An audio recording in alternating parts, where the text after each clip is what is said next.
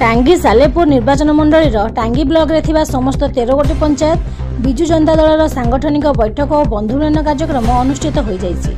गरुड़गाँ पंचायत विश्वनाखाणी स्थित प्रमोद उद्यान ठारे मान्यवर विधायक श्रीजुक्त प्रशांत बेहरा महोदय अध्यक्षतार अनुष्ठित हो जाइछि। एथिरे टांगी चौदार ब्लॉक बीजेडी सभापति वरिष्ठ शिक्षाविद धीरेन्द्र जेठी पौरोहित्य वरिष्ठ आईनजीवी तथा जिला परिषद सभ्य चित्तरंजन सामल, कन्हैपुर पंचायत सभापति परमानंद नायक, पूर्वतन आत्मा अध्यक्ष राजेश रंजन षडंगी, युव संगठक जन्मेंजय खिला, वरिष्ठ संगठक सुबोध सामल, जयश्री प्रधान, सफा सरपंच निवास पांडव, करंजी सरपंच महेश्वर महांत, गरुड़गाँ सरपंच दीप्तिमय बेहरा, कन्हैपुर सरपंच भरत बेहरा, युव संगठक आशीष रंजन षडंगी, युव संगठक मानस स्वाई, परमजीत महांती समेत समस्त 13 गोटी पंचायत बिजु जनता दल जनप्रतिनिधि बहु संख्यार कार्यकर्ता माने अंशग्रहण करथिले। बिजु जनता दल 2024 मसीह शोचनीय पराजय पर 2025 नुआपड़ा पराजय दलर मनोबल को भांगी देछि।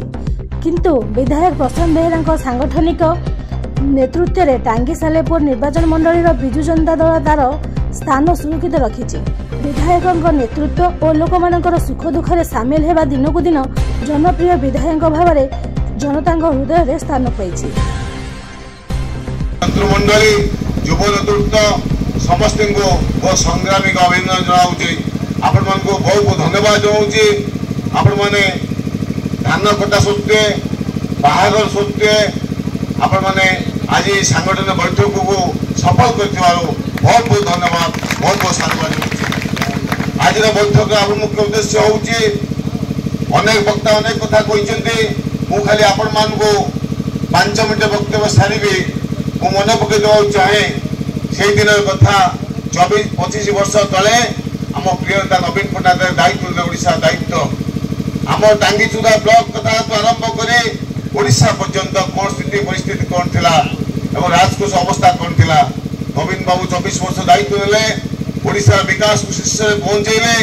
ओडिशा गरीब लोगों को आशा आकांक्षा पूर्ण करने योजना पर योजना कर चलले। भारत वर्ष एकमात्र व्यक्ति एकमात्र मुख्यमंत्री नवीन पट्टनायक जे सर्वाधिक योजना करथिले एवं सेतबेले मन अछि 2000 मसीह ऋण था 18,000 कोटी टंका 24 वर्ष भितर मात्र 74,000 कोटी ऋण करथिले। किंतु वर्तमान भारतीय जनता पार्टी सरकार ये 6 मास भितर जहाँ ओडिशावासी कहते 1.5 वर्ष भितर 90,000 कोटी ऋण करछंती किंतु गोटे प्रतिश्रुति पालन कले ना। मु गोटे गोटे कथा कहू चाहे आपण मन आगे कहते आम बार्धक्य भत्ता विधवा भत्ता 3,500 टका दबू 3,000 टका दबू केते लोक आम टांगी ब्लॉक में बार्धक्य भत्ता पाउछंती ताहा तो देले ना। पाखापाखि 3,000 लोक आज बार्धक्य भत्ता पाइबा अपेक्षा अछंती। टांगी ब्लॉक में ओडिशा 7 लाख गरीब पूर्व बार्धक्य भत्ता पाइबा अपेक्षा 7 लाख अछंती। गोटे टार्गेट 16 मास भीतर देले ना। ये गोटे कथा गला आज कृषक माने पंजीकरण आरंभ करी कटनी छटनी कहले आम आसले कटनी छटनी बंद करदेबू। आज कटनी छटनी किभली अवस्था होची 2 दिन गरुड़गाँ पंचायत आज राजस्व वास्तव ओल्ला बंद करथिला सबू आज पैक्स कटनी छटनी किभली आप जानते। आज सार अभाव बिक्री है। आज चाषी आज राजस्व लंबा लाइन है सार पाई आज कृषक मैंने आम आलोचना करवा। युवक छात्र मान समस्त मो तरफ गभीर अभिनंदन जनाऊँगी।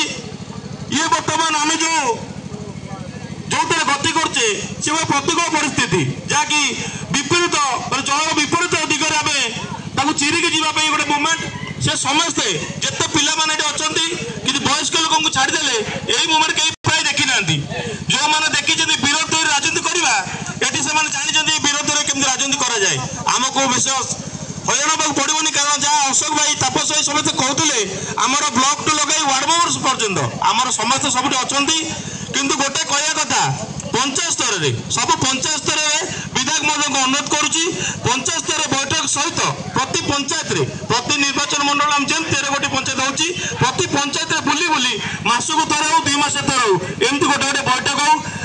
मनोज कुमार बारिंग रिपोर्ट MBTV ओडिशा।